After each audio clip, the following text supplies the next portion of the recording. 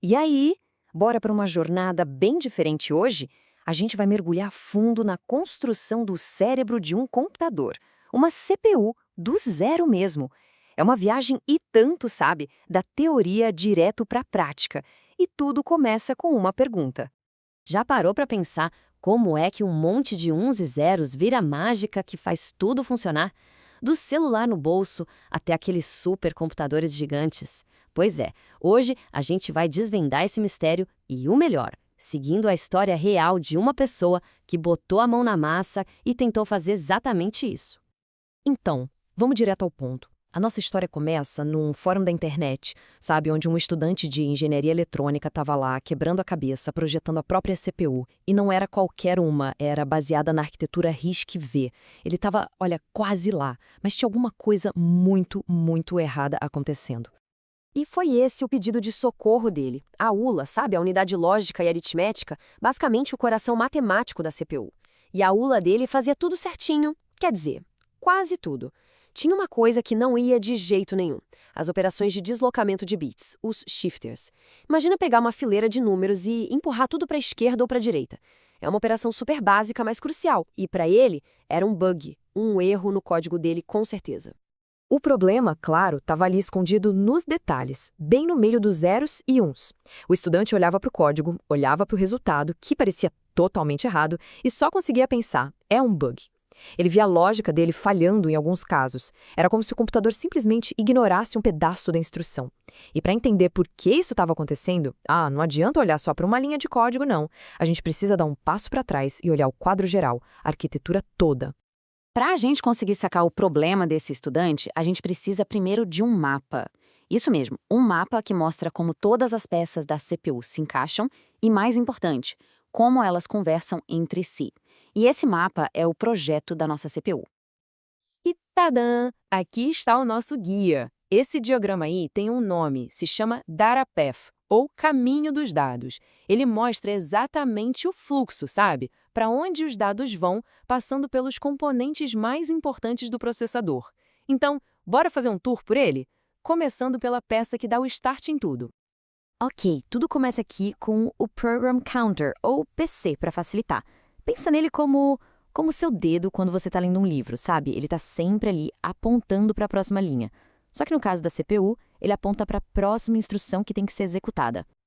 Então, o PC manda um endereço lá para a memória de instrução. É como se ele gritasse: "Ó, memória, me dá a instrução que está aí na página 52." Aí a memória vai lá e entrega essa instrução para o processador. Daí ele consegue decodificar e finalmente executar o que tem que ser feito. Seguindo o fluxo, a gente chega no banco de registradores. Essa analogia é ótima. Se a CPU fosse um chefe de cozinha, os registradores seriam aquelas tigelinhas com todos os ingredientes já separados, medidos, prontinhos para usar. É uma memória super, super rápida para guardar os dados que vão ser usados, tipo, agora. E finalmente, chegamos nela, a ULA. Os dados que estavam lá nos registradores vêm parar todos aqui. É nesse ponto que a mágica acontece. As somas, as subtrações e, o mais importante para a nossa história, as benditas operações de deslocamento. A ULA, ela é o epicentro do problema do nosso estudante. Beleza! Agora que a gente já tem essa visão geral, esse mapa, que tal dar um zoom? Vamos pegar um desses blocos e ver como ele é feito por dentro, nos mínimos detalhes. E vamos focar justamente no banco de registradores, porque ele é uma peça-chave para a velocidade do processador. Mas afinal, o que é esse tal de banco de registradores? Imagina uma pequena área de memória, mas de altíssima, altíssima velocidade. Fica bem ali, no coração do processador. Na arquitetura que a gente está vendo, a RISC-V, são 32 desses registradores e cada um deles guarda um número de 32 bits. E por que isso é tão importante? Simples, evita que a CPU tenha que ficar toda hora indo buscar dados na memória principal, que, convenhamos, é lerda pra caramba em comparação. E olha, não é bagunçado não, viu? Ele não funciona de qualquer jeito. Existem regras bem rígidas. Vamos ver.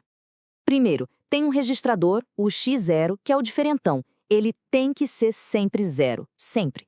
Segundo, para a coisa toda voar, o sistema é esperto. Ele deixa a gente ler de 2 registradores e escrever em um. Tudo ao mesmo tempo, num único ciclo de clock. É muita eficiência. Terceiro, a leitura é, papum, instantânea. E por último, a escrita só acontece num momento muito específico, na subida do clock. Isso garante que os dados fiquem estáveis. Essas regrinhas aí são a base de tudo. E essa regra do registrador zero vira realidade no hardware mais ou menos assim, ó. Dá uma olhada nesse trecho de código, ele está dizendo basicamente o seguinte: sempre que alguém tentar ler o registrador de endereço zero, não importa, o resultado tem que ser zero. É um atalho, uma regra fixa no código. Se o endereço for zero, a saída é zero. Simples assim. É uma implementação super literal e muito, muito esperta dessa regra. Certo. Agora que a gente já fuçou um pouco mais na arquitetura da CPU, já viu como algumas peças são montadas, acho que a gente está pronto para voltar para o nosso mistério inicial. Vamos lá revisitar o problema daquele estudante. E aí, com tudo isso que a gente viu, qual era o bendito bug no código do estudante? Onde é que ele errou? Foi na lógica? Foi na hora de conectar os componentes? A resposta é surpreendente e ensina uma lição importantíssima sobre engenharia.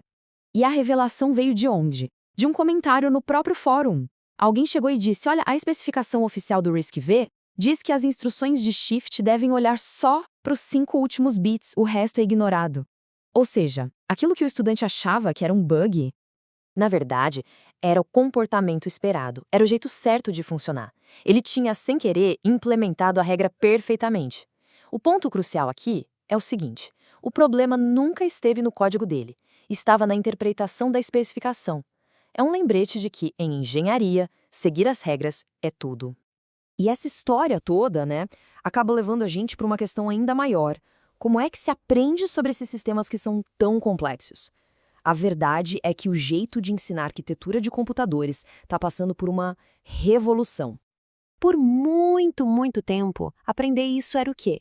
Olhar diagrama estático em livro, sabe? Aqueles desenhos parados e ficar analisando linhas e mais linhas de código. Mas agora a coisa está mudando. Tem ferramentas novas surgindo que permitem uma abordagem muito mais viva, mais mão na massa. Olha só que legal como isso funciona na prática. Dê uma olhada aqui à esquerda. Em vez de ficar digitando o código binário, um estudante pode só mexer nesses controles, nesses sliders, e montar uma instrução na hora, vendo o resultado acontecer. Agora olha para a direita. Isso aí é um simulador visual. Ele mostra o DataPath inteiro funcionando, acendendo em cores o caminho exato que os dados fazem. É a diferença entre ler um mapa de papel e usar um GPS em tempo real. E o mais incrível dessas ferramentas, que muitas vezes rodam de graça em plataformas como o Google Colab, é que elas transformam o aprendizado numa experiência de aprender fazendo de verdade. Dá para mudar uma linha de código e ver na hora, visualmente, o que acontece lá dentro do processador. Isso cria um entendimento muito mais profundo, muito mais intuitivo.